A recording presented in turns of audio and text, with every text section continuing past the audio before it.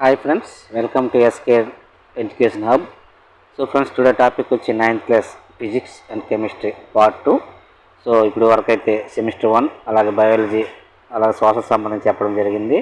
So ఈ వీడియోలో semester 2 సంబంధించి 8th లెసన్ ఉంటుంది.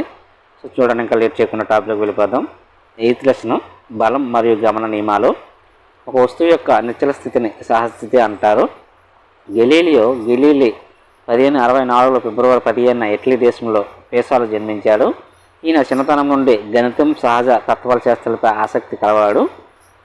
ఫ్రెండ్స్, ఇక్కడ ఏంటంటే గెలీలియో గురించి కింది వాటిలో సరికాని అంశం ఏదైనా చెప్పి లేదా సరైన అంశం మీద చెప్పి ఇచ్చే అవసరం ఉందని చెప్పి ఇలా అన్ని కూడా ఇవ్వడం జరిగింది బిట్స్ ఆయనవి.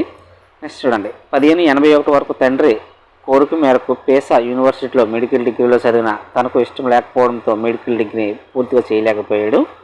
1586లో మొదట విజ్ఞాన శాస్త్రం పుస్తకమైనటువంటి ద లిటిల్ బ్యాలెన్స్ అనే పుస్తకం రచించారండి, ద లిటిల్ బ్యాలెన్స్.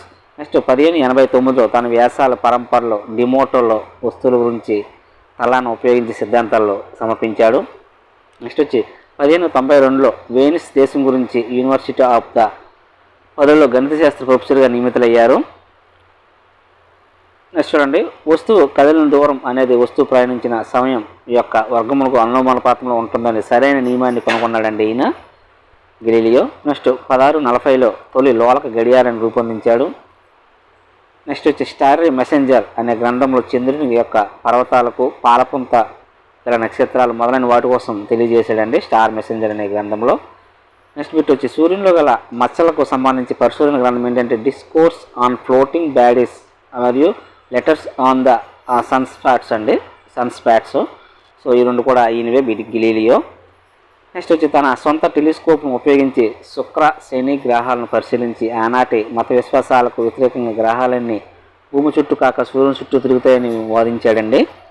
నెక్స్ట్ వచ్చి ద్రవ్యవేగ ధర్మాన్ని న్యూటన్ ప్రతిపాదించాడు. ఒక వస్తువు యొక్క ద్రవ్యరాశి m, వేగం v అయితే వారి యొక్క లబ్ధాన్ని ద్రవ్యవేగం p అంటారండి. ఈ ఫార్ములాస్ గుర్తుపెట్టుకోవాలి. P = mv. సో ఇక్కడ ఏంటంటే 9th క్లాస్ సంబంధించి ఎక్కువ ప్రాబ్లమ్స్ ఉన్నాయండి ఫిజిక్స్ అండ్ కెమిస్ట్రీకి సంబంధించి. సో ప్రాబ్లమ్స్ కూడా ఫార్ములా పరంగానే ఉంటాయి. సో ఇక్కడ P = mv ఉంది కానీ ఆ కింద ఒక 2-3 ప్రాబ్లమ్స్ ఇచ్చాడండి టెక్స్ట్ బుక్లో, మనమైతే ఇక్కడ మెన్షన్ చేయలేదు. సో కనుక ఫార్ములాస్ బాగా గుర్తుపెట్టుకోండి. వీలైతే స్కూల్ అసిస్టెంట్ మిత్రులు అయితే టెక్స్ట్ బుక్ ఒకసారి చూస్తే ప్రాబ్లమ్స్ ఎలా ఉన్నాయి ఏంటనే ప్రాక్టీస్ చేయవచ్చండి మీరు, ఓకేనా. నెక్స్ట్ ద్రవ్యవేగానికి దిశ మరియు పరిమాణం రెండు ఉంటాయి. ద్రవ్యవేగం P యొక్క SI ప్రమాణం ఏంటంటే కిలోగ్రామ్ మీటర్ సెకండ్ -1 అంటే బై వస్తుంది. సో పైకి వెళ్తే -1 మీటర్ సెకండ్ పర్ 1 అని పెట్టుకోవాలి. నెక్స్ట్ చూడండి, మొదటి గమన నియమం అండి. సో మొత్తం 3 నియమాలు ఉంటాయి. మొదటి గమన నియమే జడత్వ నియమం అంటారండి.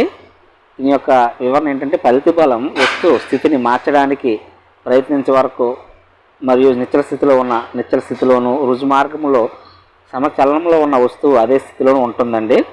ఇది జడత్వ నియమం. ఒక వస్తువు తన చలన స్థితిలో కానీ లేదా నిశ్చల స్థితిలో కానీ మార్పును వ్యతిరేకించే సహజ లక్షణ నియమం అంటే జడత్వం అంటారండి, ఆపోజిట్ రియాక్షన్. నెక్స్ట్ రెండవ గమన నియమం అండి. ఒక అసమతుల్య బలం ఒక వస్తువుపై పనిచేసినప్పుడు దాని వేగం మారుతుందండి, అనగా ఒక వస్తువు త్వరణం పొందుతుందని అర్థం అండి. ఇది మొదటి గమన నియమం తెలుపుతుంది. సో మనం పైన చెప్పాం కదా రుజు మార్గంలో వెళ్తుందని, దాని యొక్క పూర్తి వివరణ అనమాట ఇది. అయితే ఒక వస్తువు ద్రవ్యవేగంలో మార్పు రేటు ఆ వస్తువుపై పనిచేసే అసమతుల్య బలానికి అనులోమానుపాతంలో ఉంటుంది మరియు బల దిశలో ఉంటుందండి. ఇది రెండవ నియమం, బాగా గుర్తుపెట్టుకోవాలి. ఒక వస్తువు ద్రవ్యవేగంలో మార్పు రేటు ఆ వస్తువుపై పనిచేసే అసమతుల్య బలానికి అనులోమానుపాతంలో ఉంటుంది మరియు బల దిశలోనే ఉంటుంది. సరళరేఖ మార్గం వెంబడి ప్రయాణిస్తున్న ఒక వస్తువు ద్రవ్యరాశి m, తొలి వేగం u అయిన ఒక స్థిర బలం Fను t కాలం పాటు ప్రయోగించడం వల్ల వస్తువు సమత్వరణంతో ఈ వేగమును పొందినది అనుకుంటే వస్తువు యొక్క తొలి వేగం P1 = mu అవుతుందండి, మరియు వస్తువు యొక్క తుది ద్రవ్యవేగం P2 = mv అవుతుందండి. u అంటే తొలి వేగం, v అంటే తుది వేగం అండి. సో ద్రవ్యవేగంలో మార్పు ఇది ఏమవుతుందంటే P2 - P1 అవుతుందండి. mv = mu. సో అలా ఫార్ములా ప్రతిక్షేపిస్తే ద్రవ్యవేగంలో మార్పు రేటు ఏమవుతుందంటే m × v - u/t అండి. ఇక్కడ ప్రయోగించిన బలం F m × v - u అండి /t. అలా లాస్ట్కి ఏమవుతుందంటే kmu అవుతుందండి. ఇక్కడ k అంటే ఏంటంటే ద్రవ్యరాశి అండి. త్వరణం SI ప్రమాణాలు కేజీ మీటర్ సెకండ్స్ టూ అండి. ఇక్కడ స్థిరాంకము 1 అయ్యేటట్లు బలం ప్రయోగించమనుకుంటాం మనం ఇక్కడ. సో అందుకనే అక్కడ ఏమవుతుందంటే కేఎంఏ అవుతుంది, అక్కడ 1 అయిపోతుంది విలువ. కింద చూడండి బల ప్రమాణం అండి. K into 1 kg into 1 metre second minus 2 is equal K is equal 1 అవుతుంది కనుక F అనేది ఏమవుతుందంటే MA అవుతుందండి. సో K మొత్తం విలువ 1 అయిపోతుంది కాబట్టి F అంటే బలం ఈజ్ ఈక్వల్ టు MA అవుతుందండి. అలా గుర్తుపెట్టుకోండి. సో ఇక్కడ ఏంటంటే ఈ M is equal to F is equal to MA ఉంది కదండి. ఇక్కడ కొన్ని ప్రాబ్లమ్స్ అయితే ఇచ్చాడు టెక్స్ట్ బుక్లో. ప్రతి ఫార్ములా వెనకే 1-2 ప్రాబ్లమ్స్ అయితే ఇచ్చాడండి. సో ఇదంతా మనకు అవసరం ఉండదు, డైరెక్ట్ ఫార్ములా అయితే అవసరం ఉంటుంది. ఇక్కడ నేను రాయడం జరిగింది. సో K అంటే ఏంటి, K అంటే అనుపాత స్థిరాంకం, A అంటే ఏంటి, A అంటే V minus U by T త్వరణం కదండి. దాని యొక్క ఫార్ములా అకౌంట్ ఇక్కడ ప్రతిపిస్తే F is equal to MA అవుతుందండి. చూడండి బలం యొక్క ప్రమాణం కిలోగ్రామ్ మీటర్స్ సెకండ్ మైనస్ 2 లేదా న్యూటన్ అండి, డైరెక్ట్గా చెప్పొచ్చు. ఒక వస్తువుపై పనిచేసే బలాన్ని కొలవడానికి దాని ద్రవ్యరాశి మరియు త్వరణంలో లబ్ధంగా తెలిపే పద్ధతిని రెండవ గమనం అంటారండి. ఓకేనా, అంటే F is equal to M into V minus U by T. పై లెక్కలు ఉన్నాయండి, కొన్ని లెక్కలు అలా రాసిన, అందుకనే ఆ కొన్ని చూసుకోండి. నెక్స్ట్ మూడవ గమనం చూడండి. ప్రతిచర్యకు దానికి సమానమైన వ్యతిరేక దిశలో ప్రతిచర్య ఉంటుందండి. ఇది మనకి తెలిసి అందరికీ మూడవ గమనం న్యూటన్ మూడవ గమన నియమని. ఈ 3 నియమాలు కూడా న్యూటన్ ప్రతిపాదించారండి. సో చర్యకు ప్రతిచర్య అనేది కూడా మూడవ గమన నియమం, ఇది న్యూటన్ చెప్పారు. మ్యాక్సిమం అందరికీ తెలిసే ఉంటుంది మూడవ నియమం అయితే. సో ఫ్రెండ్స్ ఇది 8th లెసన్కి సంబంధించి ఇంపార్టెంట్. ఎక్కువగా ప్రాబ్లమ్స్ ఉన్నాయి. ఆ ప్రాబ్లమ్స్ అన్నీ మనం ఇక్కడ బిట్స్ రూపంలో ఇస్తే టైం టేకింగ్ అవుతుందని చెప్పి అవి డైరెక్ట్గా ఫార్ములాసే ఇవ్వడం జరిగింది. ఓకేనా. 9th లెసన్ వచ్చి గురుత్వాకర్షణ. త్వరణం ఏర్పడడానికి కావలసిన బలం వస్తువును వృత్తాకార మార్గంలో ఉంచుతూ కేంద్రం వైపు పనిచేసే బలాన్ని ఏమంటారంటే అభికేంద్ర బలం అంటారండి, లేదా కేంద్ర బలం అంటారు. భూమి చుట్టూ చంద్రుడి చలనానికి కారణం కేంద్ర బలమే. ఒక వస్తువు లేదా వస్తువుల మధ్య ఉండే ఆకర్షణ బలాన్ని ఏమంటారంటే గురుత్వాకర్షణ బలం అంటారండి. విశ్వంలో ప్రతి వస్తువు మరొక వస్తువును ఆకర్షిస్తుంది. ఈ ఆకర్షణ బల పరిమాణం వాటి ద్రవ్యరాశుల లబ్ధానికి అనులోమానుపాతంలో, వాటి మధ్య దూర వర్గానికి విలోమానుపాతంలో ఉంటుందండి. సో ప్రతి వస్తువు కూడా ఆకర్షణ బలం అనేది ఉంటుంది. ఇది ఎలా ఉంటుందంటే ఇక్కడ అనులోమానుపాతంలో ఉంటుంది ద్రవ్యరాశులకు, మరియు దూరానికి విలోమానుపాతం ఉంటుందంట. ఈ బలం అనేది 2 వస్తువుల కేంద్రకాలను కలిపే సరళ రేఖ వెంబడి ఉంటుందంటండి. F is equal G into M into M by D square అండి. ఇక్కడ G అంటే విశ్వగురుత్వ స్థిరాంకం అండి. సో అదే G కావాలనుకుంటే F into D square by M into M1 అండి, గుర్తుపెట్టుకోవాలి. డైరెక్ట్ ఫార్ములాస్ మనకి అవసరం ఉంటాయి. సో ఆ ఫార్ములాస్ పరంగా ప్రాబ్లమ్స్ ఏమైనా ఇస్తే మనము వాళ్ళు ప్రతిక్షేపిస్తే ఆన్సర్ వచ్చేస్తుంది. G యొక్క SI ప్రమాణం చూడండి, newton metre square kilogram minus 2 అండి. సున్నితపు రాశిని ఉపయోగించి హెన్రీ క్యావెండిష్ G విలువను కనుగొన్నాడండి. ఈ G విలువ విశ్వగురుత్వ స్థిరాంకం కనుగొంది ఎవరంటే విలువను హెన్రీ క్యావెండిష్. G విలువ చూడండి, G విలువ 6 into 673 into 10 to the power minus 11 newton metre square kilogram minus 2 అండి. ఇక్కడ కిలోగ్రామ్ మైనస్ 2 అనేటప్పుడు ఏంటంటే న్యూటన్ మీటర్ స్క్వేర్ బై వస్తుందండి. సో పైకి పంపించేటప్పుడు -2 కింద మనం పెట్టుకోవచ్చు. ఇక్కడ కొన్ని ప్రాబ్లమ్స్ ఇచ్చారండి G విలువ మీద, అవి కొంచెం చూసుకోండి. F అనేది D యొక్క వర్గానికి విలోమానుపాతంలో ఉంటుంది. అంటే D 6 రెట్లు అయిన F అనేది 1/36 రెట్లు చిన్నదిగా అవుతుందంటండి, విలోమానుపాతం ఉంటుంది కనుక. నెక్స్ట్ భూమి యొక్క భూమి వైపు ఉండే త్వరణాన్ని ఏమంటారంటే గురుత్వాకర్షణ బలత్వరణం లేదా గురుత్వరణం అంటారండి. గురుత్వరణం Gతో సూచిస్తారు. G ప్రమాణం, త్వరణం A ప్రమాణం ఒకటేనండి. సో Gకు Aకు ఒకే ప్రమాణం ఉంటుంది, మీటర్ స్క్వేర్ -2. భూమి సంపూర్ణ గోళం కాదు. భూమి యొక్క వ్యాసార్థం ధ్రువాల నుండి భూమధ్య రేఖ వరకు పెరుగుతుందంటండి. G విలువ అయితే భూమధ్య రేఖ వద్ద కంటే ధ్రువాల వద్ద ఎక్కువగా ఉంటుంది. బిట్ ఒకసారి అడిగాడండి, కన్ఫ్యూజ్ అవ్వద్దు. G విలువ అనేది భూమధ్య రేఖ వద్ద కన్నా ధ్రువాల వద్ద ఎక్కువగా ఉంటుంది. ఇక్కడ చూడండి G is equal to small g అండి. G is equal to capital G అంటే విశ్వగురుత్వ స్థిరాంకం అండి, M/R square. Small g is equal to 9.8 metre second square అండి. మైనస్ ఎగ్జాక్ట్ విలువ ఎంత అంటే 9.8 మీటర్ స్క్వేర్ -2 అండి G విలువ. ఆ పక్కన చూడండి విశ్వగురుత్వ స్థిరాంకం విలువ ఎంత అనేది పక్కన రాశాను. అలాగే M, అలాగే R అంటే భూ వ్యాసార్థం 6.4 into 10 to the power 6 metres అండి. ఇవన్నీ కూడా డైరెక్ట్ బిట్స్ అండి. ద్రవ్యరాశి భూమి ద్రవ్యరాశి వచ్చి 6 into 10 to the power 24 kilograms అండి. విశ్వగురుత్వ స్థిరాంకం విలువ G is equal 6.7 into 10 to the power -11 newton metre square kilogram -2 అండి. భూమి మీద గురుత్వ త్వరణం విలువ చూడండి, ఆల్రెడీ పైన చెప్పాం, 9.8 మీటర్ స్క్వేర్ -2 అండి. ఇక్కడ V అండి, వేగం is equal to U plus AT, S is equal to UT plus half AT square, V square is equal to U square plus 2a square. ఇవి ఏంటంటే డైరెక్ట్ ఫార్ములాస్ అండి. ఈ ఫార్ములాస్ మీద కొన్ని ప్రాబ్లమ్స్ అయితే ఉన్నాయి టెక్స్ట్ బుక్లో, అందుకనే అవి కూడా మిస్ అవ్వకూడదనే ఉద్దేశంతో డైరెక్ట్గా ఫార్ములాస్ కూడా మీకు ఇవ్వడం జరిగింది. ఈ ఫార్ములాస్ ప్రాక్టీస్ చేసి ఆ ప్రాబ్లమ్స్ కూడా చూసుకుంటూ ఒకవేళ స్కూల్ అసిస్టెంట్ వాళ్ళకి అయితే మ్యాక్సిమం వచ్చే అవకాశం అయితే ఉందండి. సెన్సిటివ్ వాళ్ళకి అయితే అంత లోతుగా బిట్స్ అయితే వెళ్ళడు. ఓకేనా. వస్తువుపై పనిచేసే భూమి ఆకర్షణ బలాన్ని వస్తువు భారం అంటారండి. W is equal to m/g అండి ఫార్ములా. భారానికి బలానికి ప్రమాణం ఒకటే న్యూటన్. భూమి ద్రవ్యరాశి చూడండి 5 × 9.8 × 10⁻24. వ్యాసార్థం వచ్చి 6.37 × 10⁻6.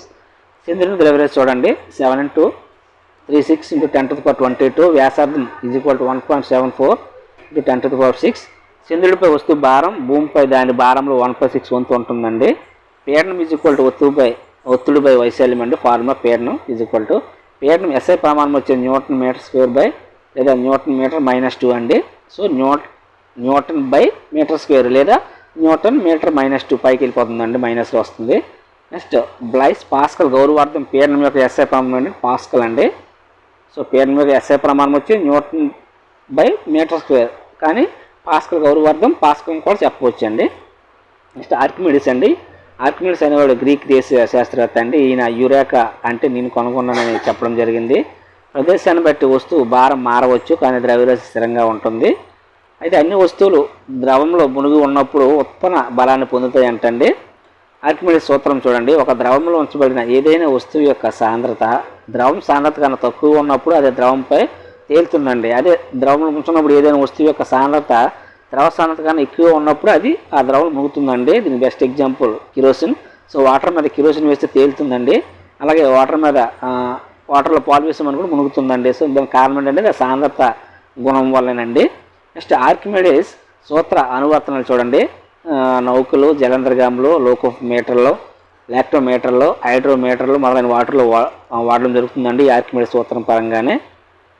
10వ లెసన్ అండి పని మరియు శక్తి. పని జరగాలంటే వస్తువుపై ఏదైనా బలం పనిచేయాలి మరియు ఆ వస్తువు ఖచ్చితంగా స్థానభ్రంశం చెందాలంటే కదలాలండి.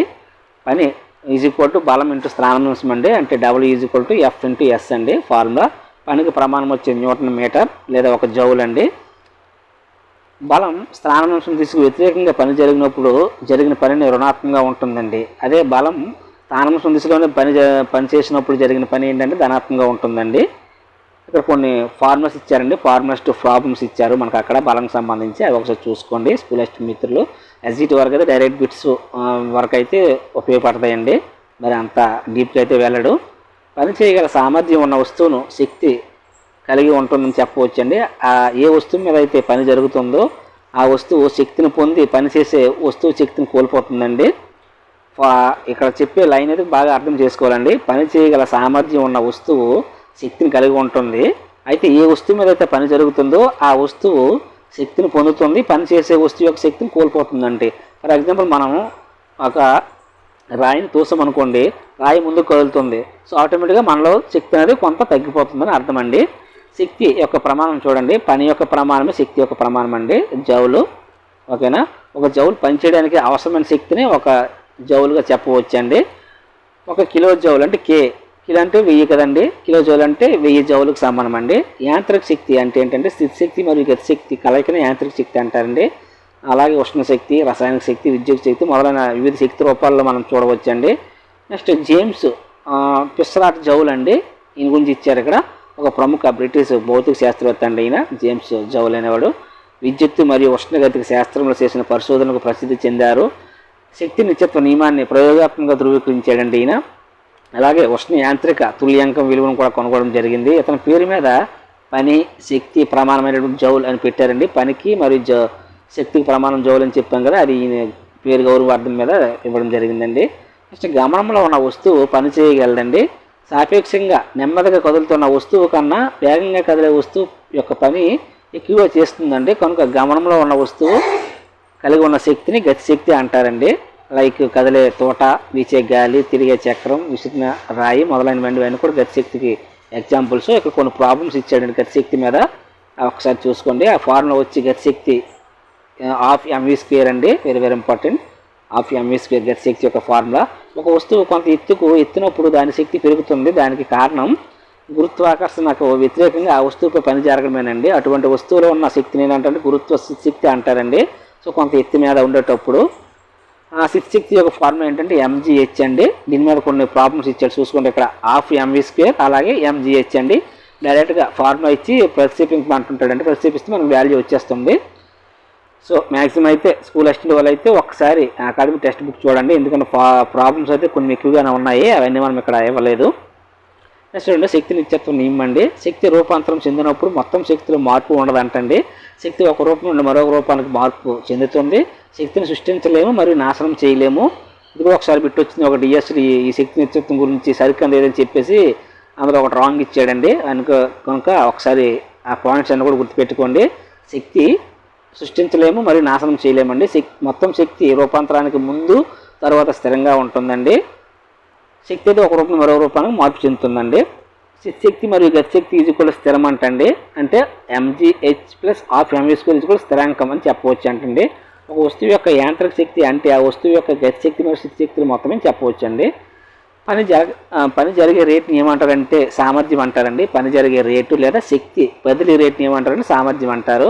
సో ఒక యంత్రం టీ కాలంలో డబ్ల్యూ పని చేస్తే దాని సామర్థ్యము పని బై కాలం అవుతుందండి. అంటే పి W/T అండి ఫార్ములా.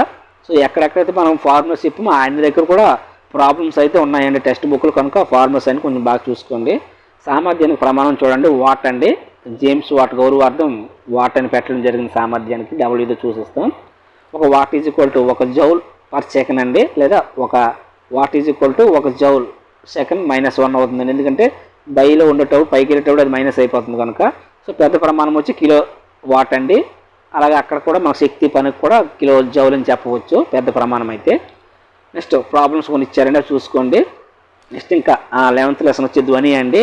కనిపిస్తున్న వస్తువు నుండి ధ్వని ఉత్పత్తి అవుతుంది. ఏ వస్తువు లేదా వస్తువు ద్వారా ధ్వని ప్రసారం అవుతుందో ఆ పదార్థాన్ని యానకం అంటారంటండి. యానకం కణాలు తన చుట్టూ ఉన్న కణాలలో చలనం కలుగు చేస్తూ యానకం గుండా ప్రయాణించే అలజడిని ఏమంటారంటే తరంగం అంటారండి. సో ఫర్ ఎగ్జాంపుల్ మనం ఒక నీటి తరంగం చూడవచ్చు. ఒక బకెట్లో వాటర్ చూస్తే మనకు ఆ తరంగం కనిపిస్తుంది. గాలి అనేది ధ్వని ప్రయాణించే అతి సామాన్య యానకం అంటండి. ఒక కంపిస్తున్న వస్తువు ముందుకు కదిలితే అధిక పీడన ప్రాంతాన్ని కలుగు చేస్తుంది. ఈ ప్రాంతాన్ని సంపీడనం అంటారండి. సీతో సూచిస్తాం. ఈ సంపీడనం వస్తువును దూరంగా జరిగే కొద్ది ఏమవుతుందంటే ఆ వస్తువు జరిగినప్పుడు అది విరళీకరణం అండి. ఆర్ అనే దాంతో అల్పపీడన ప్రాంతం ఏర్పడుతుందండి. ఇది మనకి డయాగ్రామ్ రూపంలో చూపించాడు. తీగలో ధ్వని తరంగాలు ఏంటంటే అనుదైర్ఘ్య తరంగాలనండి. అంటే లైక్ స్ప్రింగ్లో ఉంటాయి కదండి, అవండి. అటువంటివన్నీ కూడా అనుదైర్ఘ్య తరంగాల కింద మనం ఉదాహరణ చెప్పవచ్చు. స్ప్రింగ్లో కూడా ధ్వని ప్రచారం అనేక సంపీడనాలు విరళీకరణాల శ్రేణిలో ఉంటుందండి. అనుదైర్ఘ్య తరంగాలలో యానకంలోని కణాలన్నీ యానకంలో కలుగు చేసిన అలజడి ప్రసార దిశకు సమాంతరంగా కదులుతాయండి. సో ఇక్కడ అనుదైర్ఘ్య తరంగాలు ఏంటంటే ప్రసార దిశకు సమాంతరంగా వెళ్తాయండి లేదా శ్రేణి ఆకారంలో ఉంటాయండి. ఇవి మరొక రకమైన తరంగం ఉందండి. అవి ఏంటంటే తిర్యక తరంగాలండి. ఈ తిర్యక తరంగాలు ఏంటంటే లంబంగా ఉంటాయండి. అంటే చలన దిశకు కంపనాలు చేయవి. ఇవి వాటి విరామ స్థానం నుండి పైకి కిందకు కదులుతాయండి. అంటే అప్ అండ్ డౌన్ రూపంలో వెళ్తుంటాయండి. యానకంలో తరంగ ప్రసరణ దిశకు ఇవి లంబంగా కంపించే తరంగాలు కనుక వీటి తిర్యక తరంగాలు అంటారండి. ఎగ్జాంపుల్ నీటి ఉపరితలంపై మనం చూస్తాం కదా, ఇవ్వండి. అలాగే కాంతి కూడా ఒక తిర్యక తరంగమే. నెక్స్ట్ సంపీడనాలు అధిక సాంద్రత అదేవిధంగా అధిక పీడనం గల ప్రదేశాలండి. విరళీకరణలు అయితే తక్కువ సాంద్రత మరియు కణాలన్నీ దూరంగా విస్తరించిన ప్రాంతాలండి ఇవి విరళీకరణలు అంటే. ఈ సంపీడనాల విరళీకరణల మధ్యలో కొన్ని ఉబ్బెత్తు భాగం ఉంటుందండి. సో ఈ ఉబ్బెత్తు భాగాన్ని తరంగం యొక్క శృంగం అంటారండి. లోతు భాగాన్ని ఏమంటారు ద్రోణి అంటారండి. 2 వరుస సంపీడనాలు సి మధ్య దూరం లేదా 2 వరుస విరళీకరణల మధ్య దూరాన్ని ఏమంటారంటే తరంగ దైర్ఘ్యం అంటారండి. దీన్ని ల్యాండాతో సూచిస్తారు, గ్రీక్ అక్షరం ల్యాండా. సో తరంగ దైర్ఘ్యం ఎస్ఐ ప్రమాణం వచ్చి ఏంటంటే మీటర్ అండి. ల్యాండా యొక్క ఎస్ఐ ప్రమాణం మీటర్.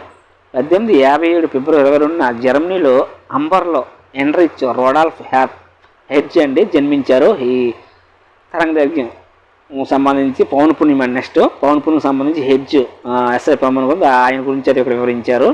తన ప్రయోగాల ద్వారా జేసీ మ్యాక్స్వెల్ విద్యుత్ అయస్కాంత సిద్ధాంతం నిర్ధారించారండి. భవిష్యత్తులో రాబోయే రేడియో, టీవీ, టెలిగ్రాఫ్లకు కూడా నాంది పలికారండి ఈ హెడ్జ్.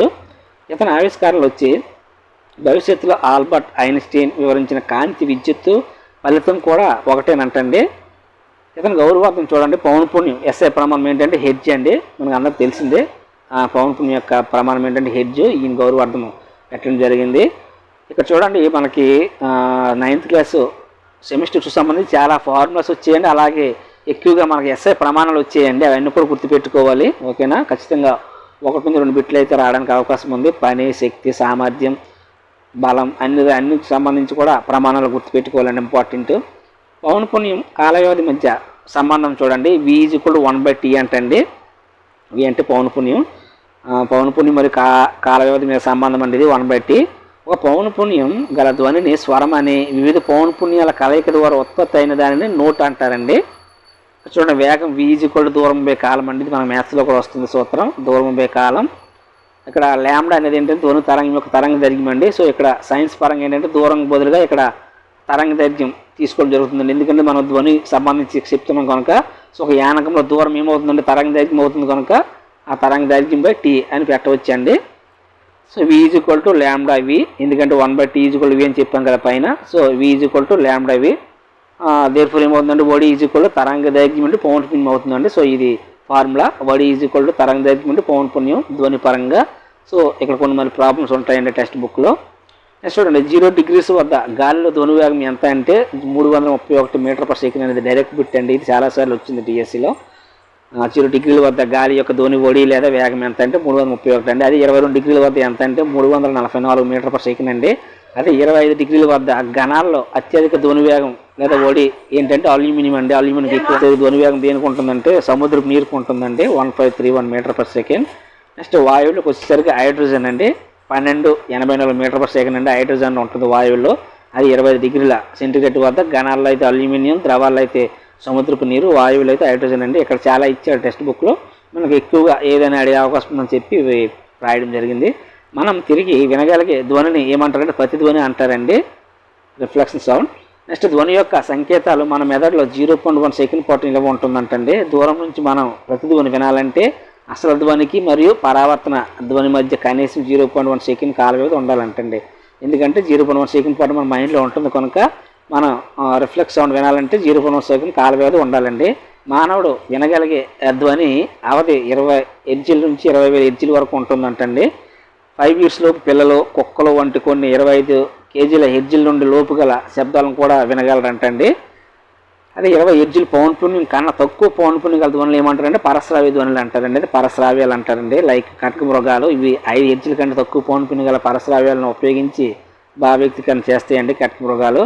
అదే 20 kHz కన్నా అధిక పౌనపుణ్యం ధ్వనులు ఏమంటారు అతి ధ్వనులు అంటారండి. 20 kHz కన్నా ఎక్కువ అయితే అతి ధ్వనులు అండి. అది 20 Hz కన్నా తక్కువ అయితే పరశ్రావ్యాలండి, గుర్తుపెట్టుకోవాలి. సో దీనికి ఎగ్జాంపుల్స్ ఏంటంటే డాల్ఫిన్లు అండి, అలాగే గబ్బిలాలు, తాబేళ్ళు ఇవన్నీ కూడా అతి ధ్వనులు వినగలవండి. నెక్స్ట్ వినికిడి సాధనాలండి, మైక్రోఫోన్ వినికిడి సాధనాల్లో ఉపయోగించే ఫోన్ ఏంటంటే మైక్రోఫోన్ అండి. ఇది ఏం చేస్తుందంటే ధ్వని తరంగాలు విద్యుత్ సంకేతాలుగా మార్చి మన ఎవరైతే యూజ్ చేస్తారో వాళ్ళకి అది వినబడేటట్టు చేస్తాయండి. నెక్స్ట్ అతి ధ్వనులు గుండె యొక్క వివిధ భాగాల నుండి పరావర్తనం చెందించే గుండె ప్రతిబింబాన్ని ఏర్పరిచే నైపుణ్యాన్ని ఏమంటారంటే ఎకో కార్డియోగ్రాఫ్ అంటారండి. అతి ధ్వనుల ద్వారా గుండె యొక్క వివిధ భాగాల నుండి పరావర్తనం చెందించి గుండె ప్రతిబింబాన్ని ఏర్పరిచే నైపుణ్యాన్ని అండి. నెక్స్ట్ చూడండి, మానవ శరీరంలోని అంతర్భాగాలు ప్రతిబింబాలను గల ధ్వనులను ఉపయోగించి పొందే పరికరమే అల్ట్రాసౌండ్ స్కానర్ అండి. వాళ్ళను అతి ధ్వనులను ఉపయోగించి పొందే పరికరమే అల్ట్రాసౌండ్ స్కానర్ అండి. నెక్స్ట్ బిట్ వచ్చి అల్ట్రాసోన్ గ్రూప్ అండి. ఈ సంకేతను గర్భధారణ సమయంలో పిండ నిర్ధారణకు, పుట్టుకతో వచ్చే జన్యులోపాలను గుర్తించి ఉపయోగిస్తారంటండి. నెక్స్ట్ అతి ధ్వనులను ఉపయోగించి కిడ్నీలోని రాళ్ళను కూడా కరిగించవచ్చు అంటండి. అతి ధ్వనులను వైద్య పరిశ్రమ రంగాల్లో ఉపయోగించవచ్చు. యానకం యొక్క సాంద్రత లేదా పీడనం ఒక పూర్తి కంపనం చేటుకు తరంగానికి పట్టే సమయాన్ని ఏమంటారంటే కాల పరిమితి అంటారండి, T అండి. ధ్వని యొక్క వేగం V, పౌనపుణ్యం Vతో అనుకో సూచిస్తారండి. అలాగే తరంగ దైర్ఘ్యం లాంబ్డాల మధ్య సంబంధం చూడండి. లాంబ్డా V λV అండి. ఇది గుర్తుపెట్టుకోవాలి. దీని మీద కూడా కొన్ని ప్రాబ్లమ్స్ అయితే ఉన్నాయి. సో ఎక్కడితో అయితే మనకి 9th క్లాస్ సంబంధించి సెమిస్టర్ 2 ఫిజిక్స్ కూడా కంప్లీట్గా అవ్వడం జరిగిందండి. సో చూడండి, స్కూల్ అసిస్టెంట్ యాస్పిరెంట్స్ అయితే must read to text book అండి అండ్ ప్రాక్టీస్ ప్రాబ్లమ్స్ అండి. సో ఖచ్చితంగా స్కూల్ అసిస్టెంట్స్ ఎవరైతే ఫిజిక్స్ సైన్స్ సంబంధించి రాస్తున్నారో వాళ్ళైతే టెక్స్ట్ బుక్ అయితే ఖచ్చితంగా చూడండి. ఎందుకంటే చాలా ప్రాబ్లమ్స్ అయితే ఉన్నాయి కనుక ఒకసారి ప్రాక్టీస్ చేస్తే మీరు పూర్తిగా ఎలా బిట్స్ ఇచ్చినా మనం అది అటెండ్ చేయవచ్చు అండి. SCT మిత్రులకి అయితే మ్యాక్సిమం మనం ఇచ్చే బిట్స్లో అయితే మ్యాక్సిమం కవర్ అయిపోతాయండి, ఎందుకంటే మరి అంత డీప్గా అయితే వాళ్ళకి వెళ్ళరు. ఓకేనా ఫ్రెండ్స్, థ్యాంక్ యూ.